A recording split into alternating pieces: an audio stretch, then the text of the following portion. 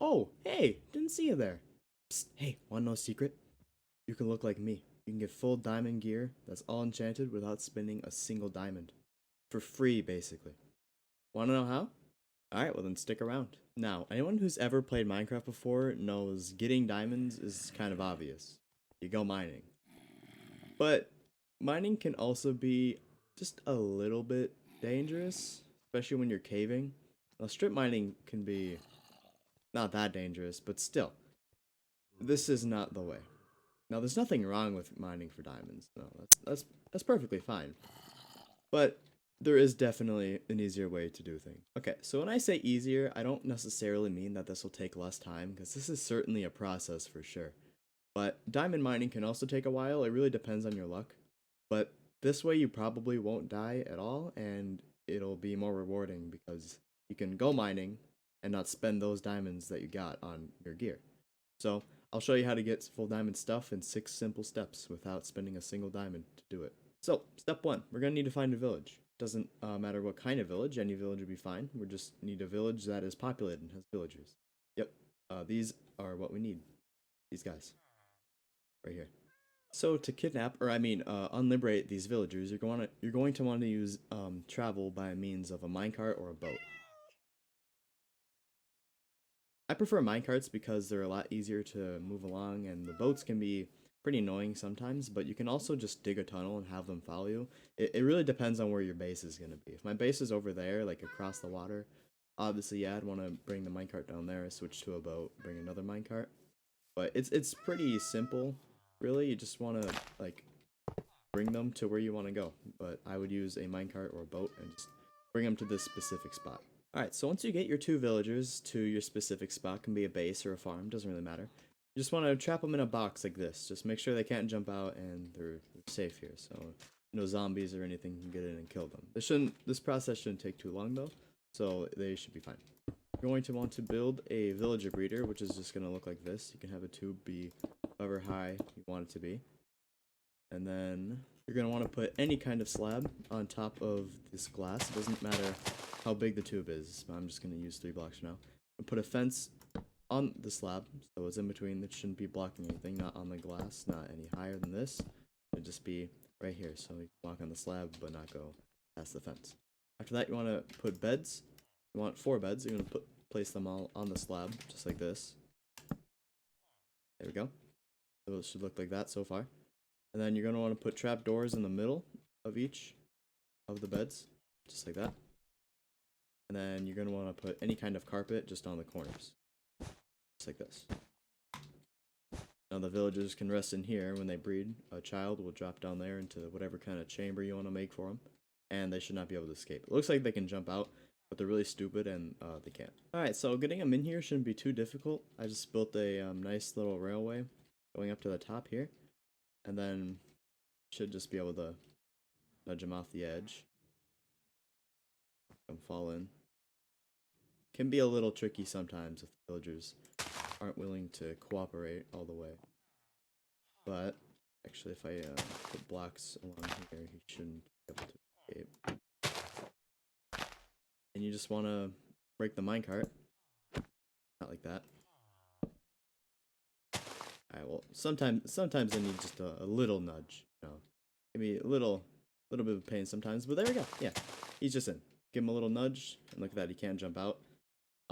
And then you will need to put 2 villagers in here, obviously, so they can breed, and you're going to need 4 beds. If you only have 2 beds, then they won't breed, because they have to prepare for how many villager children they have to make. And 4 beds just makes it nice and traps them in. So, yeah. Once you get both of them in here, feed them carrots, bread, or whatever, and then nice little villager baby will drop down there, and you can put them into your villager farm. So next you're going to need your villager hall. What does that mean? Well, that means you're just gonna dig out like a hole underground. I would suggest right beneath your villager breeder. This can be any deep, any wide, whatever you want. I'm just doing this quick example because it's easier on me. But once you get here, just dig out a big room. Or actually, you can do any design you want, but you're just gonna want to poke holes in here. So once the baby villager falls down, you get them in here. You'll place the workstation right there, and there you go. It should look like this when you're done. You got a nice villager in there. He's got a his profession. Maybe have two in there. You should not do that. And yeah, that's basically just all it is. Put the workstation in for this block here. Put the villager behind. Pretty simple stuff. Now you can by all means put a villager hall wherever you want to. It doesn't have to be near the breeder. It can be above ground. It can be in the sky. It can be in the nether. I think it doesn't matter. I always put it right beneath the villager breeder, just so it's easier to get the little children in there. Don't put that out of context. So now that you have all of your villager places set up, maybe you have some villagers in there, maybe you trade with some. I wouldn't recommend doing that quite yet, but by all means do what you need to do. But the next step is going to be the hardest step, which is an iron farm. Now iron farms produce these guys who drop iron, obviously. Iron golem will drop around 3 to 5 iron, or 1 to 5 I guess. And certain villagers have trades for iron, and this trade will make it a lot easier for you to get your emeralds. Let me explain. I'm not going to show how to make the iron farm. There's a lot of great tutorials for that already on YouTube, and that would just take up way more time than needs to be on the video. So I would go right now and look up a Swift tutorial for the iron farm. I usually follow this one on screen here.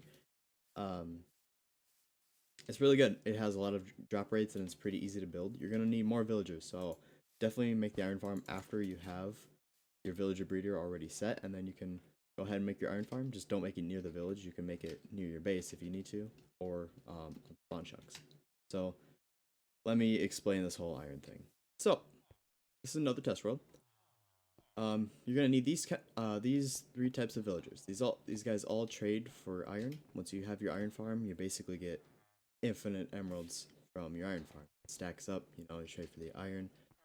You need a weaponsmith, you're going to need a armorer, and you're going to need a toolsmith. So, once you get the toolsmith and the weaponsmith up to master, they will trade for diamond tools. You might want to have multiple toolsmiths because, as you see here, this guy has an axe and a pick. This guy has a shovel and a pick. So if you want to get all of the tools, you're going to want to have multiple villagers. But for the armorer, you want to make sure that you have the iron helmet and chestplate trade. Make sure it trades for armor, because this guy trades for coal. He gets eventually get to master rank and he has full diamond armor, right? But he doesn't have the iron trade, so you're gonna have to make emeralds the not easy way. But if you get this guy, he's gonna have an iron trade for you. Then you can turn your iron into emeralds, turn that emerald into diamond gear, and then that's no diamonds spent. It's basically free. If you, after making the iron farm, you basically have infinite emeralds, and then you basically have infinite diamond gear. That's how this whole method kind of works, is just iron to diamonds, basically. So, yeah, you just want to have like a bunch of these villagers along your hall, and you'll basically just turn a bunch of iron into emeralds, because this guy will lock out his trades, and this guy will lock out his trades, like how they have X's here. It's not permanent. They will eventually restock their trades. I just haven't been in the world long enough to do it. This guy here, I could trade for him because these guys are locked. If I have a whole row of these guys, surrounding all of the walls, that's a lot of emeralds, which you can turn into a lot of diamond gear. Now, you may only need some diamond gear, but if you want to get some for your friends or just stock up on more, this is definitely the way. Now, there's nothing wrong with doing it the traditional way of mining for your diamonds and then enchanting them later. You can do that too, but this is just a nice way to doing it, because without spending diamonds, because you go down there, you mine diamonds, then you spend those diamonds. But if you go down there, you mine diamonds, and you do this, you ultimately end up with more diamonds. Yeah. So once you have all of your villagers set up, you got all your gear. What now? You don't have any good enchantments except for this stuff and this stuff. But personally, I don't think these are that good. Now, all of the villager enchantments are random. They can be whatever, but they're never really that good. You can always be more meta. I'm going to rephrase. You can always be better. You can always be a lot better. So I would recommend setting up your villager hall to have librarians like this. So just like this, you have all of your toolsmith, your weaponsmith, your armorers just set up over there. You get the main source of your emeralds, because you trade with them to get emeralds from your iron. And then you take your emeralds over here after getting all of your diamond stuff. This guy is selling thorns. Maybe you want thorns?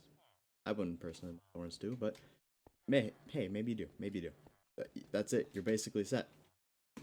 It's pretty simple when you think about it, but it has a lot of setup to do. and I'm running out of words to say. So, to sum it all up, villages have villagers, villagers make more villagers, villagers also make iron golems. If you give iron to villagers, you get emeralds, you give emeralds to villagers, you get diamond stuff. That's basically how it works. The key factor here is iron farm. Other than that, it's just basically set up a villager hall, do your trades. But iron farm, I feel like, is the best way to get all of this stuff for basically free. Just a little bit of AFKing, or maybe if you set them up in the spawn checks, you do nothing. I don't know. So, hope you all enjoyed this video. Be sure to, I don't know. Okay, just do this, I guess. If you, I don't know this.